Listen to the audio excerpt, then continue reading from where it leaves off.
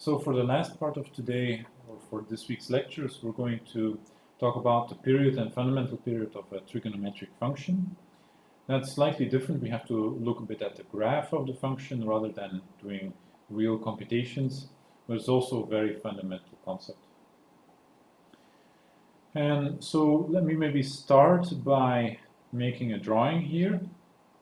And you know that I'm very, very bad at drawing, so try to follow along as well as you can, and I'm sure you can make better drawing than I can.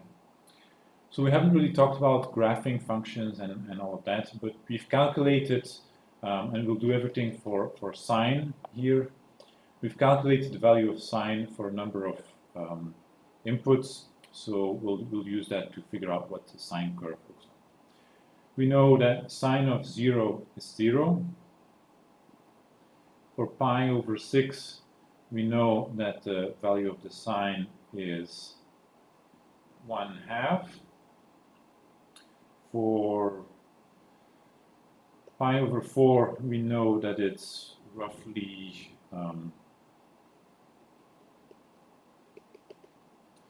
square root of 2 divided by 2.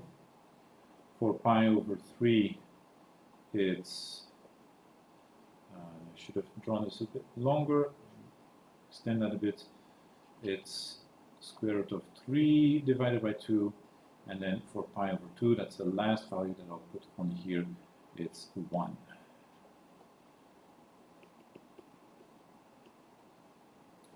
So like I said, not a good drawing, but I hope you get the idea. If we draw a continuous smooth curve through these points, you get something that looks like this. And then if you keep calculating values, you'll find that after pi over 2, the sine goes down again and becomes 0 at pi. And then it goes into the negative. And at 3 pi over 2, it becomes -1. And then it goes up again, it hits the x-axis at 2 pi, and it continues. So if you diligently graph the function, what you'll find, and you can also do this in the negative, is that sine and also cosine, it's the same argument, they repeat themselves every 2 pi radians. So for instance here, if you take 13 pi over 2, is that right? Or 13 pi over 6, which is 2 pi plus pi over 6, then the value here is going to be the same value as for pi over 6, i.e. 1/2.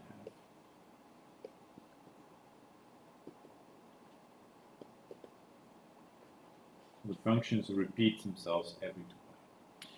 We can also see this from the equations.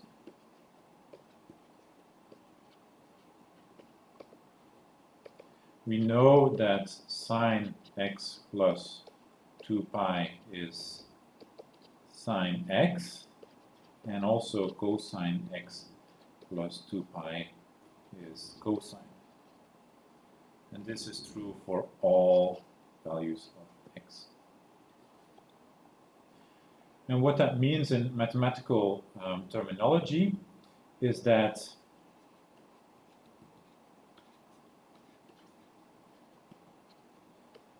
two pi is a period of the function sine, and 2 pi is also a period of the function cosine. Same argument. Now, if the function repeats itself every 2 pi, it's also going to repeat itself every 4 pi, every 6 pi, and so on.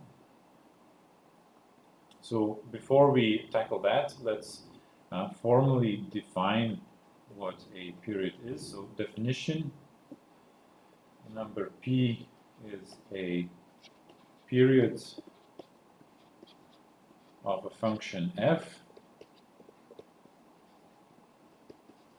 if f of x plus p is f of x for all values of x. So it's important that it holds for all values, not just for one where it happens to be true. It has to be for all x's. And if you replace f by sine and p by 2 pi, you see that that's exactly true. And now, what is the fundamental period?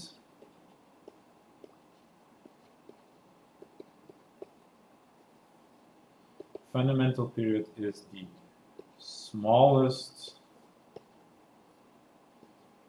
positive period. And for example, the fundamental period of sine x is 2 pi, as we already discussed. The fundamental period of cosine is also 2 pi, and the fundamental period of tan, might be tempted to say 2 pi, that's wrong, it is pi.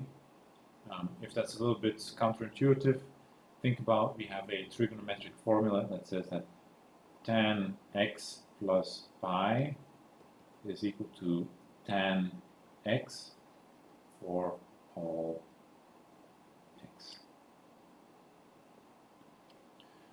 So these functions, they're the canonical ones. It's kind of easy to figure out what the period is.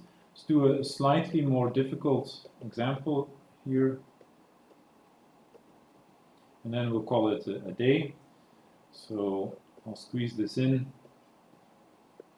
Example. Let's try to find the period of sine 3x divided by 2.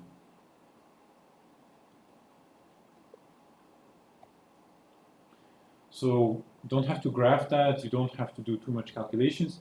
What we can do is we can look at the definition of period and fundamental period, and we know from first principles that if we add 2 pi to the argument here, that taking the sign gives us the same thing as if the 2 pi wasn't there. So we know this is basically this formula right here. And now let's rewrite that a little bit. Let's write that as sine, and let's take out a factor of 3/2 and write this as x plus 4 pi over 3. So that's still equal to sine of 3x divided by 2. But now we have an interesting result here. So if you look at this 4 pi over 3, this is the value that we can add to x right here, and that leaves the function itself unchanged. So from this we can conclude that 4 pi divided by 3 is the fundamental period of sine 3x divided by 2. So that's that for the definition of the fundamental period. And as promised, I have one more slide with computer-generated drawings, which are much nicer to look at than mine. And let's just finish up by looking at sine, cosine, and tan of x. So here, first of all, we have sine of x. And you can see that indeed the function repeats itself every 2 pi. So here from 2 pi to 4 pi, that's the same as 0 from 2 pi, and it'll be the same thing up until 6 pi. If we look at cosine, we also know that the period, or the fundamental period, is 2 pi, and you can see that basically the graph of cosine is the graph of sine, but shifted by pi over 2. So here again we have 2 pi here, and then after 2 pi, all the way up until 4 pi, here the function just repeats itself over and over again. And that also holds true in the negative, and also holds true beyond 4 pi. And then last, the graph of tan of x. So that one looks a bit weird, but it's worthwhile taking a look in detail. So remember, tan is sine x divided by cosine x. So when cosine x becomes 0, weird things happen to the tan function. So when x is negative pi over 2, pi over 2, 3 pi over 2, it basically blows up, it's undefined. But in between, there's a stretch, a period of length pi, where we have this aspect of the function, and then the function just repeats itself every pi radians. So here the fundamental period is pi. So with that, we're done with this week's lectures. Thank you very much for your attention.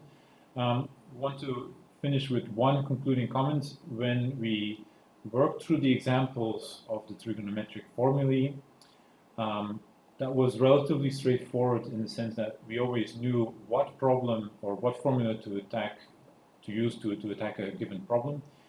When you attempt the exercises for this week, you will see that the exercises are a bit more difficult because you won't know which formula to use for which problem.